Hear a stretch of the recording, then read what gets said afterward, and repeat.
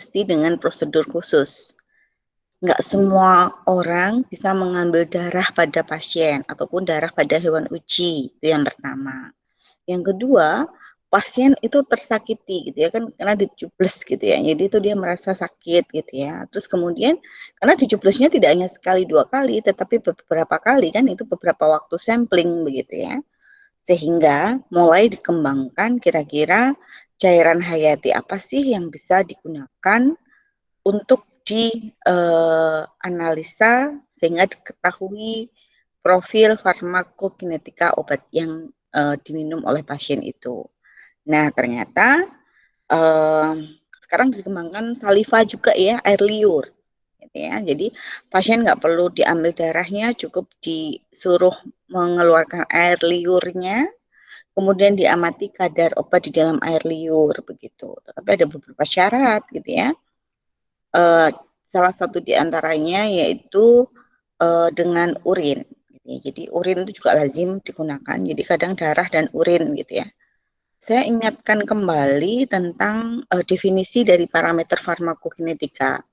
Itu kan suatu besaran matematika yang diturunkan dari perhitungan kadar obat maupun metabolitnya dalam cairan hayati, gitu ya, yang diambil dalam setiap waktu atau sampling tertentu. Nah, cairan hayati itu adalah darah dan urin ini, begitu. Nah,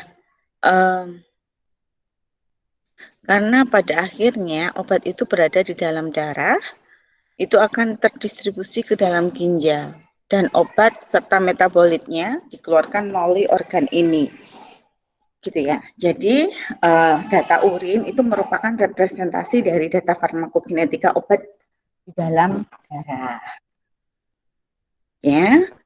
Terus kemudian jadi intinya kok bisa sih data urin digunakan? Ya karena obat yang diminum itu setelah dia masuk ke dalam darah akan terdistribusi ke dalam ginjal. Jadi dia juga bisa dihitung kadar obatnya di dalam urin begitu ya. Nah, sehingga mulai dikembangkan. Kira-kira bagaimana caranya kalau kita menggunakan data urin untuk perhitungan parameter farmakokinetikanya? Maka kita akan mengembangkan tentang pengetahuan mengenai jumlah obat yang kira-kira diekskresikan melalui urin itu berapa gitu ya. Jadi kalau kita mengenal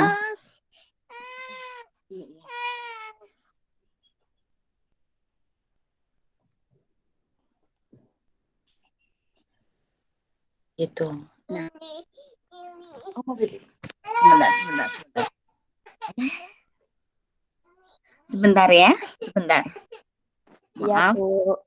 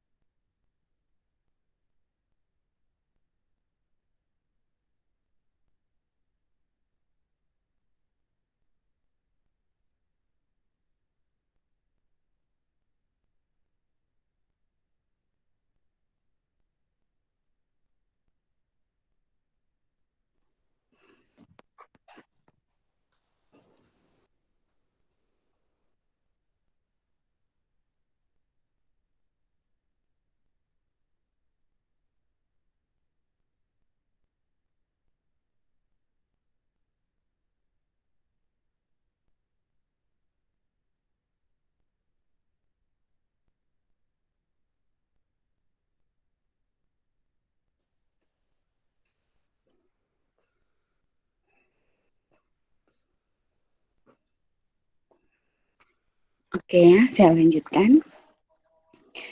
Jadi saya lanjutkan ya. Jadi sudah mulai diperhitungkan kira-kira memperkirakan jumlah obat yang kalau kita menghitung kadar obat di dalam darah. Nah, kalau dengan urin maka kita menghitung jumlah obat yang dikeluarkan melalui urin. Nah, itu dikenal dengan data ekskresi urin. Karena data ini dapat memberikan info apakah suatu obat ya, biasanya adalah antibiotika, itu bisa ada di dalam kadar yang cukup adekuat di dalam urin. Cukup besar. Jadi meskipun antibiotika dia diminum, tetapi sampai urin itu kadarnya masih cukup tinggi begitu maksudnya. Sehingga antibiotika itu berpeluang dikembangkan sebagai untuk mengobati infeksi pada saluran genitourinaria begitu ya.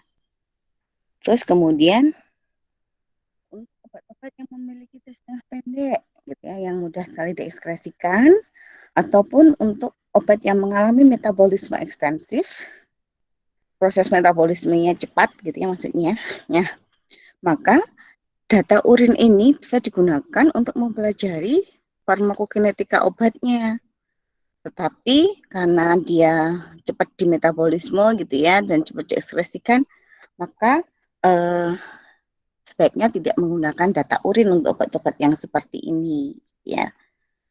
Karena nanti dia memiliki waktu paruh yang pendek, artinya cepat diekskresikan ke dalam tubuh begitu. Sehingga dia tidak bisa digunakan, sebaiknya jangan digunakan data urin begitu. Nah,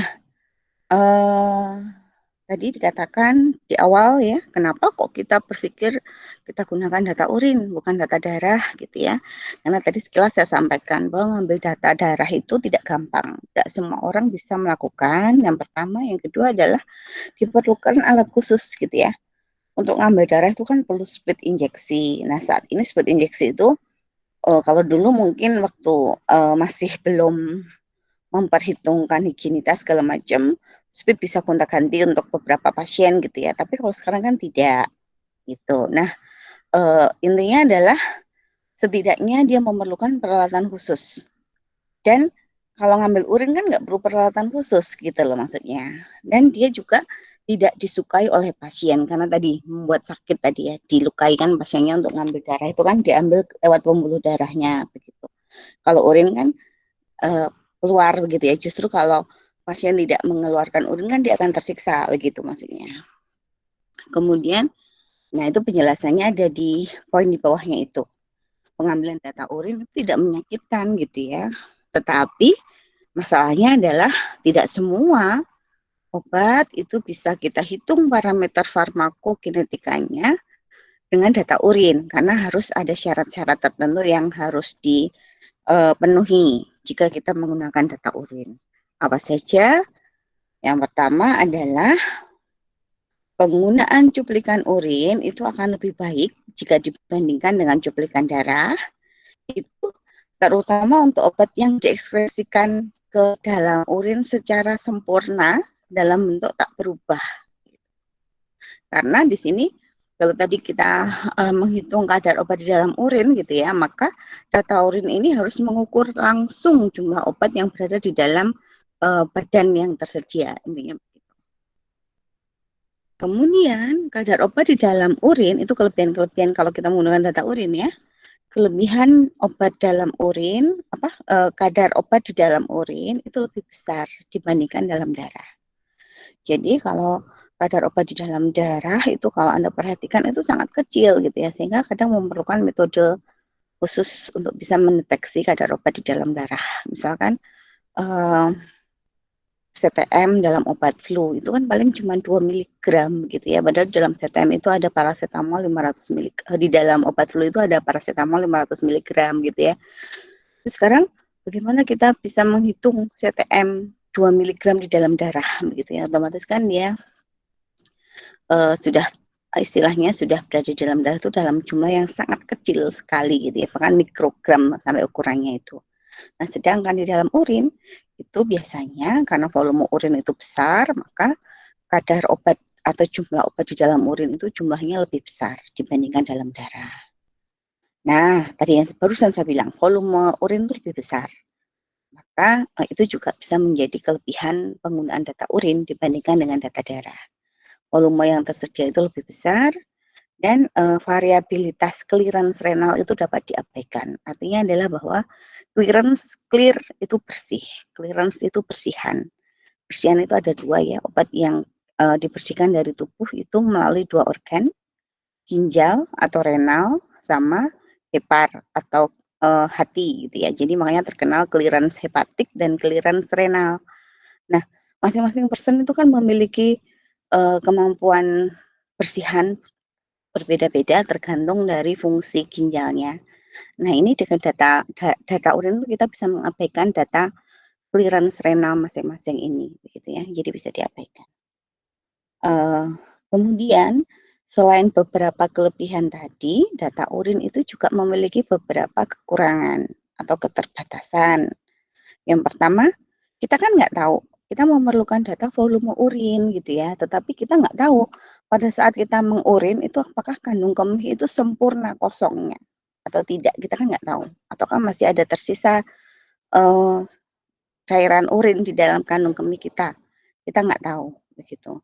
Jadi itu kita kenal dengan sulit diperoleh pengosongan kandung kemih yang sempurna gitu. Karena data volume urin itu diperlukan gitu ya. Harapannya itu kan volume urin itu volume yang ada di kandung kemih gitu ya. Tetapi yang kita pipiskan tuh belum tentu apa ya istilahnya kandung kemihnya betul-betul kosong sempurna itu belum tentu. Kemudian yang kedua, kemungkinan terjadi dekomposisi obat selama penyimpanan. Nah, ini kalau kalian praktikum ya. Kalau kalian praktikum itu biasanya saya akan meminta probandus dari kalian sendiri untuk kita berikan vitamin C, yang satunya adalah long acting, yang satunya short acting begitu. Kemudian kita minta untuk mengkonsumsi banyak air dan urinnya itu mulai dikumpulkan dari mulai biasanya itu sejak 6 jam sebelumnya atau bahkan 12 jam sebelumnya gitu ya. Jadi misalkan kita praktek pagi, maka dari mulai jam 12 siang itu sudah mulai harus dikumpulkan urinnya. Nah, padahal di tempat kalian mengumpulkan urin kan nggak mungkin urin itu masa dimasukkan ke kulkas atau di mana, nggak mungkin. Urin kan biasanya terus kemudian ditampung dan ditaruh di sembarang tempat, begitulah ya kiranya. Nah, selama proses penyimpanan sampai dilakukan analisa keesokan harinya, itu terkadang ada dekomposisi gitu ya. Karena bagi sebagian dekomposisi itu artinya bahwa metabolit obat itu berubah menjadi bentuk yang lain begitu loh. Sehingga pada saat dilakukan pemeriksaan kadarnya menjadi berkurang karena ada dekomposisi obat tadi. Gitu. Terus kemudian tadi barusan saya bilang bahwa volume urin itu sebagian besar terdiri dari air. Nah, air itu pasti terkenal dengan reaksi hidrolisisnya gitu ya. Sehingga kemungkinan dekomposisi itu disebabkan karena reaksi hidrolisis konjugat metabolit tadi yang tidak stabil di dalam urin. Jadi proses-proses itu tidak bisa kita kendalikan gitu ya, sehingga itu menjadi keterbatasan di dalam penggunaan urin. Sehingga kita harus pastikan bahwa obat yang kita ambil datanya dengan data urin itu betul-betul dia tidak gampang terdekomposisi, tidak gampang terhidrolisis begitu. Sehingga bisa dilakukan perhitungan parameter dengan menggunakan data urin. Nah, karena kita berbicara tentang urin, maka saya akan sedikit menyinggung tentang proses pembentukan urin, gitu ya. Ada beberapa proses. Yang pertama itu dimulai dari filtrasi glomerulus, begitu ya. Jadi kayak penyaring darah-darah itu masuknya ke glomerulus dan di situ ada proses semacam penyaringan, gitu ya. Di sana yang protein plasma yang besar itu terus kemudian itu tidak bisa bersaring gitu ya, dan dia yang bisa masuk tuh hanya yang air sama larutan yang lebih kecil seperti elektrolit, asam amino, glukosa dan sisa nitrogen. Kemudian setelah itu kan tadi ada air, ada asam amino gitu ya, dan itu kan masih diperlukan kembali. Nah, maka itu direabsorpsi, jadi diserap kembali oleh tubuh. Nah, itulah masuk ke proses yang kedua, yaitu proses reabsorpsi, di mana pada proses ini terjadi penyerapan kembali sebagian besar senyawa-senyawa yang masih diperlukan oleh tubuh seperti glukosa, natrium klorida, fosfat, dan ion bikarbonat. Nah, di situ biasanya terjadi pada tubulus atas gitu ya. Nah, itu kalau Anda perhatikan, mulai dari lihat itu glomerulus kapsula Bowman itu ya. Nah, di situ itu ada proses di situ terjadi filtrasi, terus kemudian terjadi reabsorpsi pada tubulus proksimal ya. Nah, terus kemudian di sini ini ya ada difusi pasif gitu. Kurang satu nih, ini ada ketiga, yang ketiga itu adalah sekresi gitu ya. Jadi setelah disaring, kemudian senyawa-senyawa yang masih diperlukan diserap kembali. Kalau memang sudah betul-betul sudah tidak diperlukan dan itu merupakan senyawa sampah, diekskresikan gitu. Jadi dikeluarkan, itu tahap yang ketiga. Jadi betul-betul disekresikan. Nah, nanti coba dilihat. Saya kayaknya kehilangan satu slide. Nah, coba nanti saya lengkapi ya. Nah, nih. Oh, ini nih. Jadi itu ada mekanismenya, ada tiga ini. Filtrasi tadi, filtrasi glomerulus, kemudian nah yang terakhir itu adalah sekresi tubuler aktif tadi ya. Jadi betul-betul disekresikan semua. Nah, sekarang nanti untuk proses pembentukan urin nanti coba Anda cek lagi ya. Ada pokoknya prinsipnya adalah difiltrasi, kemudian direabsorpsi, dan baru disekresi. Pokoknya ada tiga itu prinsipnya. Nah, sekarang adalah bagaimana kalau kita menghitung, caranya menghitung parameter farmakokinetika dengan menggunakan data urin. Yang pertama adalah dengan menggunakan metode kecepatan ekskresi urin. Jadi ada beberapa metode yang bisa kita gunakan untuk menghitung parameter farmakokinetika dengan data urin. Yang pertama adalah metode kecepatan ekskresi urin. Nah, namanya kecepatan ekskresi urin. Maka di sini kita akan mencari persamaan antara kecepatan ekskresi dibandingkan dengan waktu tengah atau T bintang gitu ya. Jadi nanti ini penjelasan lebih lanjut mungkin minggu depan ya, untuk saat kita ketemu data. Nah, kita jelaskan cara perhitungan datanya gitu ya. Tetapi Anda pelajari dulu aja ada dua metode. Yang pertama, karena metode kecepatan ekskresi urin ya, maka persamaannya adalah antara persamaan kecepatan ekskresi dengan waktu tengah. Nah, kecepatan ekskresi itu adalah D, diferensial, DU itu adalah drug in urin. Drug itu obat, in itu dalam urin. Jadi kita menghitung nanti jumlah obat di dalam urin per waktu, itu tiap waktu tertentu. Itu saat kita melakukan perhitungan kumulatif obat, waktunya kapan kita setiap waktu kapan kita mengumpulkan sampel itu, begitu maksudnya, mengumpulkan urinnya itu. Dan nanti ada waktu tengah. Nah, nanti berarti perhatikan aja, berarti nanti kita menghitung ada DT, ada T tengah atau waktu tengah, atau T bintang, itu saya bintang.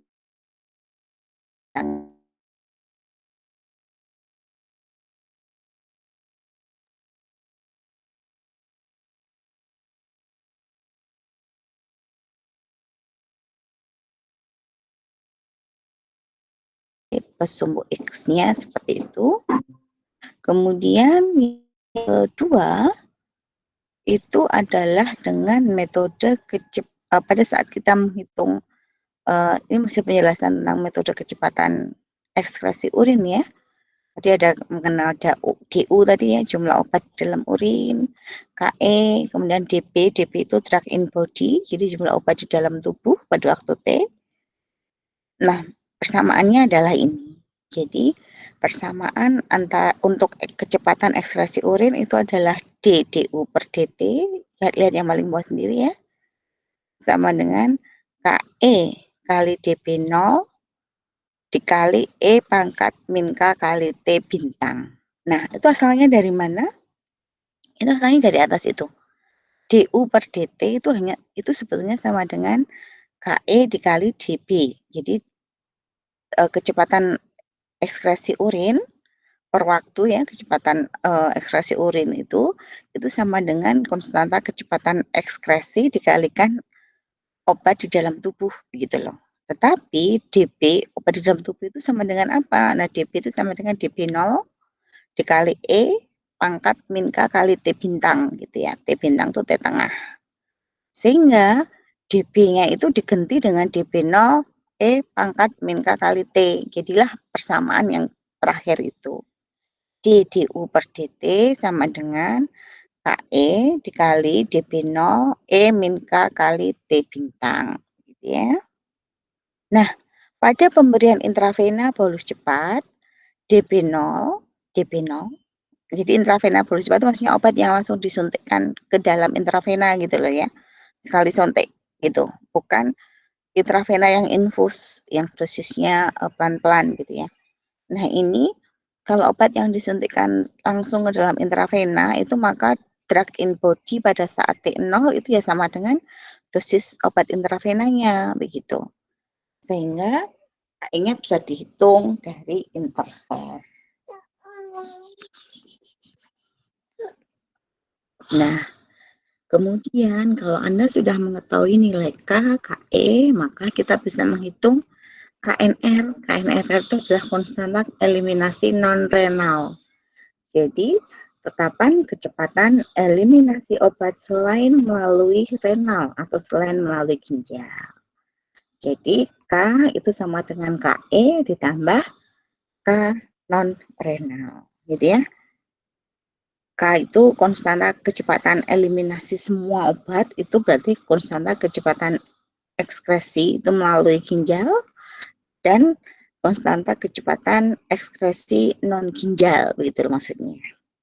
Selain melalui organ ginjal. Ini kita sudah belajar ya bahwa ada beberapa organ untuk ekskresi obat.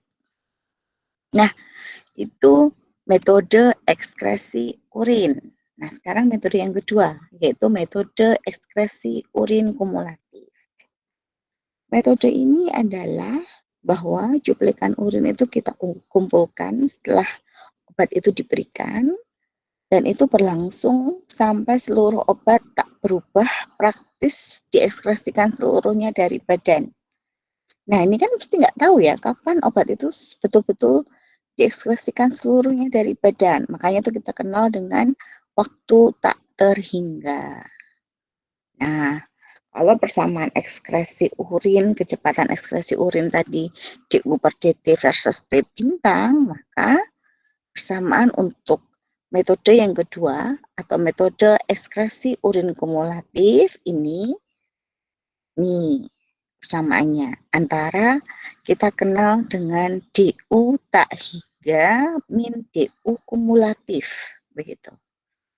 DU tak hingga min DU kumulatif dengan T begitu. T itu waktu samplingnya atau waktu urinnya. Sehingga jadi yang sumbu Y-nya itu adalah DU tak hingga min DU kum, T-nya itu adalah sumbu X. Sehingga persamaannya garis lurusnya itu adalah DU tak hingga min DU kum sama dengan DU tak hingga dikali E pangkat min K dikali T. Nah, ini kan baru ketemu nilai K, padahal kan kita memerlukan nilai KE gitu ya, konstanta kecepatan ekskresi yang melalui ginjal ini. Nah, itu ada rumus baru di mana DU tak hingga itu sama dengan KE dikali DU atau dosis obat atau DB saat 0 gitu ya, atau dosis intravena dibagi dengan K. Jadi nanti DU tak hingganya kan sudah ketemu, DU-nya ketemu, K-nya ketemu, maka konstanta kecepatan ekskresi atau KE-nya nanti bisa kita hitung. Nah, kalau apa ya? Karena kita ini teorinya sedikit saya jelaskan gitu ya. Nah, sekarang untuk diskusinya nanti saya lanjutkan ke ke Google Classroom. Jadi ada intinya dari penjelasan ini adalah bahwa ada dua metode yang bisa kita gunakan, metode kecepatan ekskresi urin dan metode ekskresi urin kumulatif. Anda harus pastikan buat catatan kira-kira rumus dasarnya masing-masing apa sehingga kita memerlukan data apa. Itu yang pertama. Yang kedua, dari sini saya juga sudah menjelaskan bahwa apa sih kelebihan dan kekurangan jika kita menggunakan data urin begitu. Nah, sekarang saya sudah share sebentar. Anda bisa nggak melihat ini sebentar? Share yang ini Anda sudah bisa melihat tidak? Halo semuanya. Sudah bisa, Bu. Oke ya. Saya tidak tahu. Oke. Baik, terima kasih kalau sudah bisa. Baik.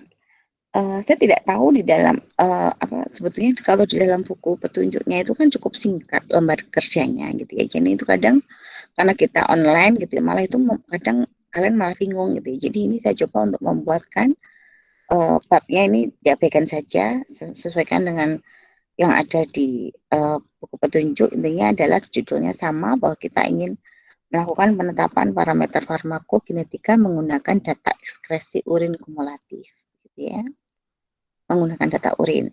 Nah, ini sudah kita jelaskan dalam PPT yang sudah saya jelaskan tadi. Anda bisa baca sendiri, ada dua metode untuk menghitungnya. Metode ARE tadi ya, kita kenal dengan metode R amount tadi ya, maksudnya yang jumlah tak terhingga, dan metode kecepatan ekskresi renal. Nah, ini yang metode yang pertama tuh cuma kebalik aja, satu jadi dua jadi satu gitu, tapi intinya sama. Ada dua metode. Yang satunya adalah kecepatan ekskresi renal, itu ekskresi urin tadi. Kecepatan ekskresi urin itu DU per DT gitu ya. Persamaannya udah di DU per DT ini, Anda perhatikan. Sedangkan yang kumulatif tadi DU tak hingga min DU kum. Persamaannya ada di yang di PPT tadi gitu ininya. Nah, dari modul ini saya hanya ingin melihat bahwa ini loh tabel untuk melakukan studi ekskresi urin kumulatif obat. Yang pertama adalah pasti Anda hanya mendapatkan data itu awalnya, itu ada data T, waktu ya, kapan sih mengurinnya, itu dicatat. Dari mulai pertama kali minum obat, gitu. Jadi berapa jam dari minum obat, itu dicatat sebagai nilai T, itu yang pertama itu. CU itu adalah konsentrasi obat di dalam urin. Jadi urin yang sudah diperoleh tadi, itu akan dilakukan pengenceran, dilakukan preparasi sampel, dan dihitung kadar obat di dalam urin itu melalui spektro. Jadi mau nggak mau kita membuat kurva baku vitamin C ya, kalau kita targetnya adalah menghitung kadar vitamin C di dalam urin. Kemudian FU itu adalah volume urin. Jadi yang dicatat itu adalah setelah minum obat, itu mengurinnya kapan, volumenya berapa, dan diambil sedikit, nah itu dipreparasi urin itu untuk dihitung kadarnya. Jadi sebenarnya data pertama itu adalah data T, FU, dan CU, konsentrasi kadar obat di dalam urin, begitu, volume urin. 3 itu. Nah, barulah nanti kita menghitung data DU. DU itu kan drug in urin atau obat di dalam urin. Jumlah obat di dalam urin itu sama dengan CU dikali FU begitu. Ingat-ingat ya, dicatat aja. Jadi DU itu berarti antara CU dikali FU, itu data awal tadi, itu jadilah data DU. Begitu. Kemudian ada T bintang. T bintang itu kan T tengah. T tengah itu berarti T pertama sama T kedua dibagi 2, itu adalah T tengah. Jadi misalkan pada saat T yang pertama itu 0,5, T yang kedua itu 1 jam. Berarti 1 ditambah 0,5 dibagi 2. 0,75. Nah, itu adalah T bintang atau T tengah. Begitu. Nah, DU per DT ya DU per dibagi DT. DT-nya berapa gitu ya. DU kumulatif, DU yang dikumulatifkan. Gitu. DU yang dikumulatifkan yang terakhir sendiri itu adalah DU tak hingga. Sehingga yang terakhir pada kolom terakhir itu DU tak hingga min DU kum DU yang paling bawah, diukum yang paling bawah sendiri dikurangi dengan diukum sampingnya itu. Oke, kalau apa ya? Kalau dijelasin bingung, nanti kita langsung ke aplikasi soal saja. Sebentar, masih aplikasi langsung ke contoh kasusnya aja. Tapi sebelum kita mendapatkan data, saya akan menjelaskan terlebih dahulu cara kerjanya seperti apa, alat dan bahannya seperti apa. Biasanya tadi udah kita singgung ya, pasti kita menghitung pipet volume, kita memiliki alat gelas yang lazim begitulah ya. Kemudian spektrofotometer, tabung reaksi dan switch.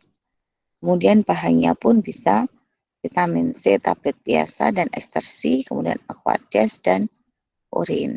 Nah, cara kerjanya tadi sudah saya katakan bahwa kadar obat di dalam urin itu dihitung melalui spektrofotometer. Nah, pada spektrofotometer itu kan munculnya adalah muncul absorbansi, begitu kan ya. Maka kita harus membuat kurva baku. Nah, jadi kurva baku vitamin C. Itu caranya membuat larutan stok vitamin C 0,1%. Jadi 1% itu sama dengan 1 gram per 100 mililiter. Nah, kalau Anda ingin membuat 0,1%, Anda bisa menghitung ya dengan volume, misalkan labu takarnya itu adanya 50 mili ya, berarti kalau kita membuat labu takar 50 mili, maka berapa gram yang harus Anda timbang vitamin C-nya. Setelah itu dibuat seri konsentrasi vitamin C-nya 0,01, 0,015, 0,02, dan 0,025. Semuanya menggunakan labu takar 10 ml. Anda harus ukur absorbansinya pada 256. Setelah itu dihitung persamaan kurva baku vitamin C. Ini hal yang lazim. Di pretest yang ditanya jawab yang pertemuan kemarin sudah saya tanyakan bagaimana cara membuat seri konsentrasi begini. Jadi saya pikir nggak ada masalah ya. Jadi harus sudah bisa. Kemudian ini penetapan kadar vitamin C. Saya sudah mengatakan bahwa bisnis yang menggunakan perubahan dosisnya adalah mahasiswa ya, pada saat sebelum pandemi. Jadi mahasiswa mengkonsumsi vitamin C dengan teknologi yang berbeda. Yang satu adalah tablet vitamin C biasa, yang satu adalah yang long acting. Jadi yang kerja panjang itu adalah ekstersi. Kemudian setelah dia minum obat itu dicatat kapan dia minum obatnya. Kemudian urin setelah minum obat dia mengurin, itu juga ditampung urinnya, diukur volumenya berapa, dicatat berapa volume itu dan kapan dia mengurinnya, waktunya kapan. Urin tadi tidak serta-merta langsung dibawa ke kampus terus dibaca ke observasi itu enggak ya. Urin itu kan pasti ada agak keruh, ada apa, tergantung dari kita mengkonsumsi obat apa, makanan apa gitu ya.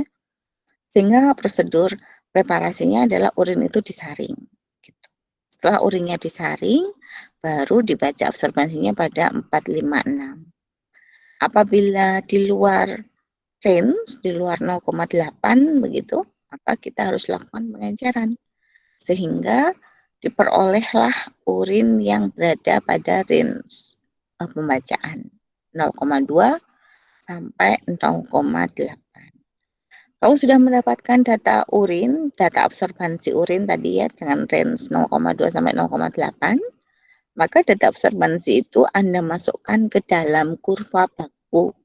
Sehingga targetnya bukan data absorbansi lagi, tetapi targetnya adalah kita mendapatkan kadar obat dalam urin. CU tadi, yang sudah saya jelaskan pada lembar kerjanya tadi. CU ya, kadar obat di dalam urin. Dan ingat, CU dikali VU volume urin jadilah DU, drug obat, drug in urin begitu.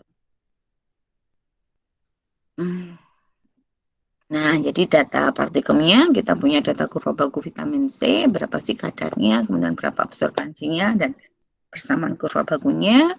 Kemudian data praktikumnya ini ya, nomor sampel, kemudian DU, ini kebalik ya, nomor sampel T, DU per DU hukumnya di ujung sana ya. Saya rubah sekalian aja.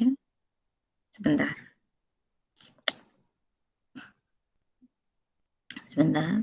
Saya tambahkan di sampingnya.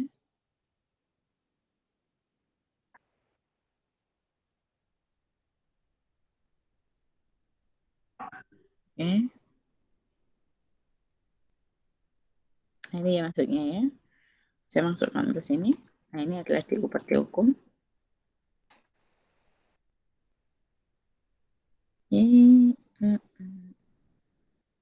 Oke, jadi ini. Nah, DU per D hukum di sini adalah DU per D hukum. DU tak hingga ya. Oke, nah ini. Ini saya berikan tanda di sini, tanda apa ya? Insert simbol. Nih, pokoknya ada tak hingga gitu ya. Nah, ini tak hingga gitu ya. Anggap aja itu DU tak hingga dikurangi dengan D hukum begitu. Jadi ini, jadi data praktikum ini harusnya udah bisa terisi ya. Nomor sampelnya apa, dapat vitamin C atau dapat apa, kemudian T-nya berapa, CU-nya berapa, FU-nya berapa. Itu data awal, Anda dengan menghitung DU, terus kemudian T bintang tadi saya jelaskan, DU per DT udah saya jelaskan, DU hukum nanti yang terakhir, kemudian DU tak hingga min DU hukum. Itu ada data praktikum. Kemudian data itu Anda analisa dengan ini. Ini udah gampang ya, Anda tinggal masukkan ke dalam lembaran kerja ini. Kalau menggunakan metode ARE, maka Anda plot antara T versus log DU per DU hukum. Jadi nanti Anda persamaan garisnya bisa menggunakan logline eksponensial, semuanya sama, boleh. Nah, nilai K itu sama, kalau menggunakan log, maka min K per 2,303 sama dengan P, gitu ya. Sehingga K itu sama dengan P dikali 2,303. Nah, T setengahnya itu berarti sama dengan 0,693 per A. Ya udah, menuliskan di sana.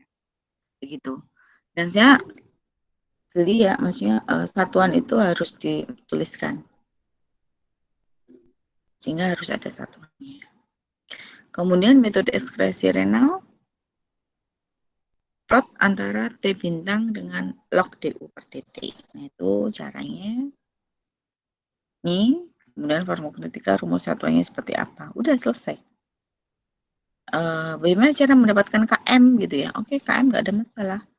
KM itu sama K itu sama dengan KE per KM kan tadi. Ya udah, kalau K ketemu maka nilai KE dan KM gitu. Oke. Sekarang berarti ke pemantapan teori terlebih dahulu sebelum saya sampaikan datanya. Baik, silahkan kita lanjutkan ke diskusi di Google Classroom. Boleh ditanyakan apapun, tapi hari ini akan saya keluarkan post test. Gitu ya. Maksudnya setelah ini nanti kita selesai di pukul kurang lebih 4.30 ya. Maksimal 4.30 lah ya. Atau nanti kita lihat diskusinya. Kalau memang kalian nggak ada diskusi ya saya langsung berikan pretest gitu ya untuk dikerjakan sampai kita berakhir nanti pukul 5. Oke gitu. Ada yang mau ditanyakan? Saya lanjutkan ke Google Classroom aja ya. Baik, Bu. Oke, baik. Saya izin selesaikan di Google Meet-nya. Kita kembali ke Google Classroom. Saya akhiri ya Google Meet-nya. Selamat siang. Oke, saya Google Meet. Live dari Google Meet. Oke ya. Yuk.